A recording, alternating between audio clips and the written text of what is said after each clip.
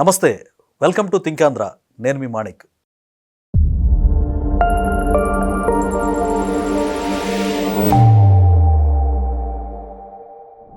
మనతో పాటు ఉన్నారు ప్రముఖ రాజకీయ విశ్లేషకులు అప్సన్ రాజేష్ గారు. రాజేష్ గారు నమస్కారం. నమస్కారం సార్, తాజాగా దుర్గగుడి పవర్ కట్ చేస్తూ విద్యుత్ అధికారులు బాధ్యతారహితంగా ప్రవర్తించారు. టెంపుల్ ఒక సెన్సిటివ్ అంశాన్ని ప్రజల భక్తుల మనోభావాలు కూడా దెబ్బతిన్నటువంటి కోణంలో గొట్టిపాటి రవి గారు సంబంధిత మంత్రి ఆయన రెస్పాండ్ అయ్యారు. అధికారుల మీద కూడా సీరియస్ అయ్యారు. అంటే అధికారులు పై అధికారుల సలహా తీసుకోకుండా, వాళ్ళకి ఇంటిమేట్ చేయకుండా వీళ్ళు సొంత నిర్ణయం తీసుకున్నారా? అసలు ఈ లోపం ఎక్కడ జరిగిందంటారు? దీని పట్ల మీ అభిప్రాయం ఏంటి? ఇప్పుడు ఒకటి వాస్తవ పరిస్థితి ఏంటి అంటే, ఒక ఇండివిజువల్ మీరైనా నేనైనా మనం ప్రతి నెల కరెంటు బిల్లు కట్టడానికి ఒక డ్యూ డేట్ ఉంటుంది. అవును. ఆ డ్యూ డేట్కి కనుక మనం కరెంటు బిల్లు కట్టకపోతే ఇమ్మీడియట్గా ఆ స్థానిక లైన్మెన్ వచ్చి వాడు లిస్ట్ తీసుకొని వస్తాడు. అవును. ఎవరెవరు డ్యూ డేట్లోగా కరెంటు బిల్లులు కట్టలేదా అని చెప్పని మనం ఇంట్లో ఉండి వాడు వచ్చిన నిమిషాన మనం అప్పటికప్పుడు తనకి పే చేసినా జాలి తెలిసి ఫీజులు పీక్కుండా ఉంటాడు. అవును. లేదు అని అంటే నిర్దాక్షిణ్యంగా మన ఫీజులు పీకేసి అవును కట్ చేస్తాం. మన ఫీజులు అక్కడే ఉంటాయి, మనం తిరిగి పెట్టుకుంటే పవర్ వస్తుంది.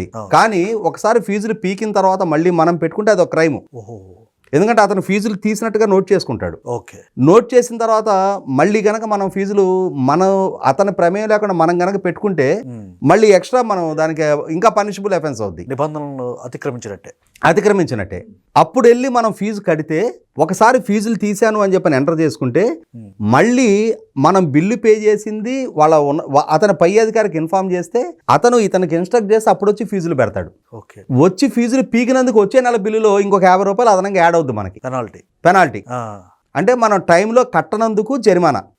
మరి ఒక ఇండివిజువల్ విషయంలో ఇంత కఠినంగా వ్యవహరించేటప్పుడు, సరే దేవాలయం అయినా సరే కోట్ల రూపాయల బిల్లులు పెండింగ్ ఉండిపోయిన దాకా విద్యుత్ శాఖ అధికారులు ఏం చేస్తున్నారు?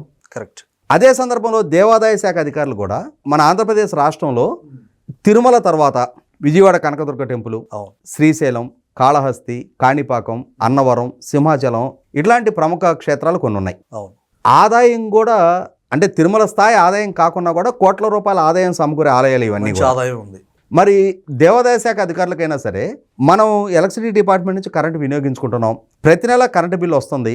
ఇవాళ ఈ కరెంటు వినియోగించుకోవటం వల్ల ఆలయానికి లైటింగ్ సమకూరుతూ ఉంటుంది, భక్తులకు సంబంధించి లిఫ్టులు లాంటి సౌకర్యాలు సమకూరుతూ ఉంటాయి, తర్వాత మంచినీళ్ళ దగ్గర నుంచి డ్రైనేజ్ వరకు, అలాగే అక్కడ ఉండే శానిటరీ వరకు కూడా ఆ పైప్ లైన్ కనెక్టివిటీ మొత్తం నీరు సప్లై అవ్వాలన్నా కూడా కరెంటే అవసరం. ఖచ్చితంగా. మరి అటువంటి కరెంటు బిల్లు కట్టాలి అనే ఈ విఘ్నత ఈ ఆలయ అధికారులకైనా ఉండాలి కదా. ఈ లోపు ఏమైంది, వీళ్ళు ఒక 1 మెగావాట్ సోలార్ ప్లాంట్ ఎస్టాబ్లిష్ చేసుకున్నారు ఈ ఆలయం తరపున. సో ఆ 1 మెగావాట్ని ఎలక్ట్రిసిటీ డిపార్ట్మెంట్కి వాళ్ళు సప్లై చేస్తున్నందుకు వాళ్ళు ఏమంటారు, కరెంట్ మీకు క్యాప్టివ్ సోలార్ ప్లాంట్, దాని నుంచి ఉత్పత్తి అవుతున్న కరెంట్ మీకు సప్లై చేస్తున్నాం కదా గ్రిడ్కి, మీరు దాన్ని లెక్క తేల్చుకొని ఈ బ్యాలెన్స్ అమౌంట్ మా దగ్గర నుంచి తీసుకోమని చెప్పని వాళ్ళిద్దరి మధ్య కొంత వైరుధ్యం ఉంది. వైరుధ్యం ఉన్నప్పుడు అంటే ఒకటి వాళ్ళ క్యాప్టివ్ యూనిట్ నుంచి గ్రిడ్కి సప్లై చేస్తున్న కరెంటు లెక్క తేలాలి, రెండోది ఆలయానికి సప్లై చేస్తున్న కరెంటు బిల్లు. ఇక్కడ ఏమవుతుంది, ఆలయానికి సప్లై చేస్తున్న కరెంటు బిల్లు కట్టమని చెప్పని ఎలక్ట్రిసిటీ అధికారులు దేవాలయ అధికారులను అడిగారు.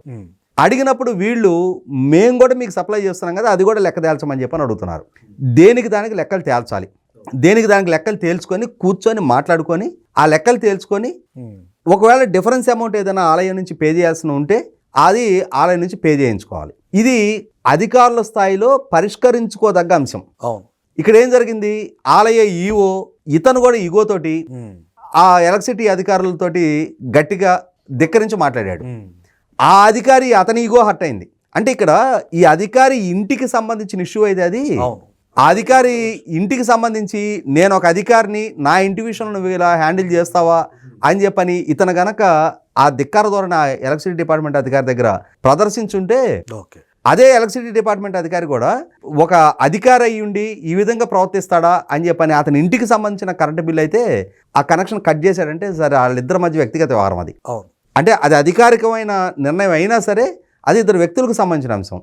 కానీ ఇక్కడ రోజుకు 60-70 వేల మంది ఈ సెలవు రోజుల్లో దర్శనం చేసుకుంటున్న భక్తులు ఆలయానికి సంబంధించిన అంశం. ఇవాళ విజయవాడ రాజధాని ప్రాంతం, అటువంటి రాజధాని ప్రాంతంలో అటువంటి ఆలయంలో ఏ చిన్న సంఘటన జరిగినా, ఒకవేళ ఏదైనా పవర్ ఫెయిల్యూర్ అయ్యి తాత్కాలికంగా జనరేటర్ మీద పవర్ కనెక్షన్ ఇచ్చుకుంటా ఆ రిపేర్ చేయడానికి ఒక 4-5 గంటల పాటు అక్కడ ఏదైనా పవర్ ఇంటరప్షన్స్ ఎదురైనాయి, ప్రకృతి వైపరీత్యాలు చూస్తూ ఉంటాం. మన ఈదురుగాలు లాంటివి వచ్చినప్పుడు ఒకసారి హెచ్డి లైన్స్ కూడా కట్ అవుతూ ఉంటాయి. ఆ హెచ్డి లైన్స్ కట్ అయ్యో ఏదైనా మళ్ళీ తిరిగి ఆ కొత్తగా లైన్ కనెక్టివిటీ ఇచ్చి ఆ రిపేర్ చేసే క్రమంలో జనరేటర్ మీద కొంతసేపు నడిపించారంటే ప్రజలు అర్థం చేసుకుంటారు.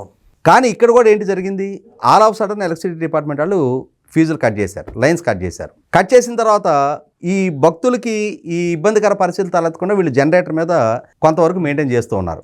కానీ ఎలక్ట్రిసిటీ అధికారులు ఉద్దేశపూర్వకంగా బిల్లు కట్టనందుకు కట్ చేశారనే సమాచారాన్ని బయటికి లీక్ అయింది, తెలిసింది. బయటికి లీక్ అయినప్పుడు డెఫినెట్గా అది చర్చనీయాంశం అవుద్ది.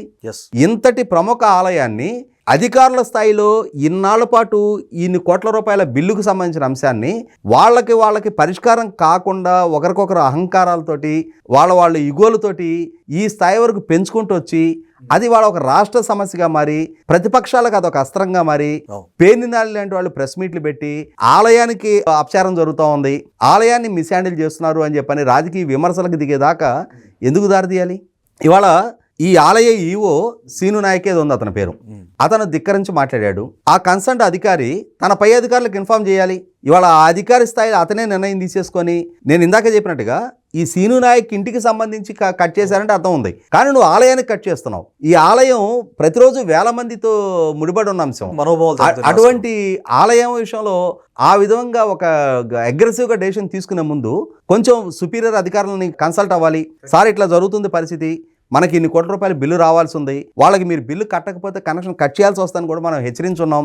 హెచ్చరించినా సరే ఆ ఈవో అతను ధిక్కరించి మాట్లాడుతూ ఉన్నాడు. ఏం చేయమంటారని చెప్పని అడిగితే సామరస్యపూర్వకంగా దాన్ని పరిష్కరించడానికి ఏం చేస్తారు? ఈవో స్థాయిలో ఇతను ధిక్కరించి మాట్లాడుతూ ఉన్నాడు. ఆ పై ఎలక్ట్రిసిటీ అధికారి ఎండోమెంట్ లో కూడా ఇంకా పై అధికారులతో మాట్లాడతాడు. మాట్లాడి ఇది రేపటి రోజున ప్రజల్లోకి వెళ్తే పల్సన్గా ఉంటది, కాబట్టి ఇది దీన్ని ఎమికబుల్ గా దీన్ని రిజాల్వ్ చేద్దాం. ఇవాళ సర్వీసు డిస్కనెక్ట్ చేస్తే ఇష్యూ ఫ్లేరప్ అవుద్ది, కాబట్టి దీన్ని ఎమికబుల్గా రిజాల్వ్ చేయడానికి మీరు కూడా ఆలోచన చేయండి అని చెప్పని ఉన్నతాధికారుల స్థాయిలో సహజంగా మన గ్రామాల్లో చూస్తుంటాం కదా, ఇరువురు వ్యక్తుల మధ్య ఏదైనా ఒక ఘర్షణపూరిత వాతావరణం తలెత్తినప్పుడు ఎవరో ఒకళ్ళు పెద్ద మనిషి పాత్ర పోషిస్తారు. ఆ ఇద్దరిని మొట్టమొదట శాంతపరిచి పెద్దవాళ్ళ స్థాయిలో పరిష్కరింపజేసుకొని దాన్ని ఇష్యూని వివాదాస్పదం కాకుండా చూసుకుంటారు. అలాగే చూసుకోవాల్సిన అవసరం ఉంది ఇక్కడ. కానీ అలా చూసుకోకుండా ఇరువురు అధికారుల స్థాయిలో వాళ్ళు ఈ ఉద్రేకపూరితంగా నిర్ణయాలు తీసుకున్న పర్యవసానం అదొక రాష్ట్ర సమస్యగా మారింది. అదే అంశాన్ని ఇవాళ ఎప్పుడైతే కేబినెట్ సమావేశానికి ముందు ఈ సంఘటన జరిగింది, డెఫినెట్గా కేబినెట్ సమావేశంలో ఎలక్ట్రిసిటీ మంత్రి, విద్యుత్ శాఖ మంత్రి గొట్టిపాటి రవి గారిని మిగిలిన మంత్రులు, ముఖ్యమంత్రి గారు కూడా ఏం జరుగుతుంది, ఈ విధంగా ఇట్లాంటి ప్రముఖ ఆలయానికి కనెక్షన్ కట్ చేయడం ఏంటని చెప్పని అడుగుతారు. ఆయనకి దృష్టిలో లేదు, ఇది ఆయన నాలెడ్జ్లో లేని అంశం. దాంతో అక్కడ తాను చేయని తప్పుకి ఒకవేళ మంత్రి హోదాలో ఆయన మీరు కనెక్షన్ కట్ చేయండి అని చెప్పని కనుక ఆదేశాలు ఇచ్చుంటే దాని రెస్పాన్సిబిలిటీ ఆయన తీసుకోవడానికి ఆస్కారం ఉంటుంది. కానీ ఆయన ప్రమేయం లేకుండా ఇవాళ మంత్రివర్గంలో ఆయన సంజయ్ ఇచ్చుకోవాల్సిన పరిస్థితులు ఉత్పన్నమైనాయి.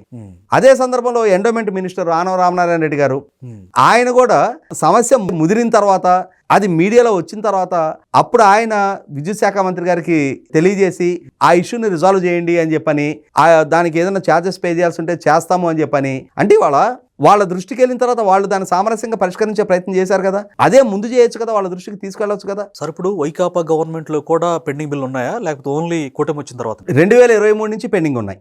మరి అప్పుడు ఎలాంటి చర్యలకి ఉపక్రమించలేదు? అంటే ఎప్పుడైనా ఏమవుద్దంటే అసలు ఒక ఇండివిజువల్ విషయంలో ఒక నెలకే వెయిట్ చేయరు కదా, ఏ నెల బిల్లు ఆ నెల కట్టకపోతేనే వెయిట్ చేయరు కదా.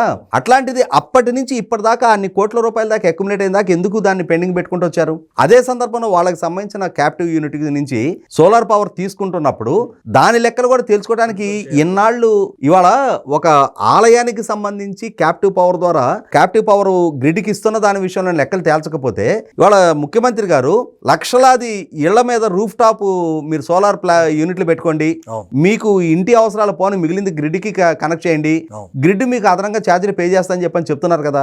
ఇవాళ ఈ ఆలయం ఇష్యూ ఈ విధంగా అక్యుములేట్ అయితే రేపు లక్షలాది మంది రూఫ్ టాప్ సోలార్ ప్లాంట్లు పెట్టుకోవాలనుకునే వాళ్ళు ఏ విధంగా సాహసించి ముందుకు వస్తారు? అదే సందర్భంలో ఎలక్ట్రిసిటీ డిపార్ట్మెంట్ తమకు సప్లై చేసిన కరెంటు తాలూకా లెక్కలు ఎప్పటికప్పుడు తేల్చి పరిష్కరించుకోవట్లేదు అని అంటే ఇవాళ రాష్ట్రంలో పెట్టుబడి పెట్టాలి అనుకుంటున్న వేలాది మెగావాట్ల పవర్ ప్లాంట్ వాళ్ళు ఏ విధంగా ఆలోచన చేయాలి?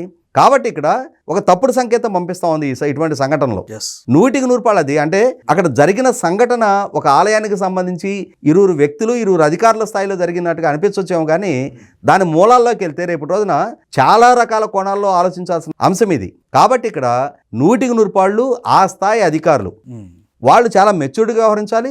అదే సందర్భంలో సమస్యని వాళ్ళ అహాలకి అతీతంగా అక్కడ ప్రజల కోణంలో, భక్తుల కోణంలో, ఆలయం కోణంలో, రాష్ట్రం కోణంలో కూడా ఆలోచించాల్సిన అవసరం ఉంటుంది. అలా ఆలోచించకుండా తొందరపాటు చర్యలకు పాల్పడ్డందుకు ఇవాళ మంత్రి గారు తాను మంత్రివర్గంలో సంజాయిషి ఇచ్చుకోవాల్సి వచ్చింది. అదే అంశాన్ని నిన్న ఆయన అధికారులతో అటు ఎండోమెంట్, ఎలక్ట్రిసిటీ ఇద్దరు అధికారులను పిలిచి ఉమ్మడిగా కూర్చోబెట్టి మీటింగ్ పెట్టి అందరినీ మందలించడం కూడా జరిగింది ఆయన. Thank you sir.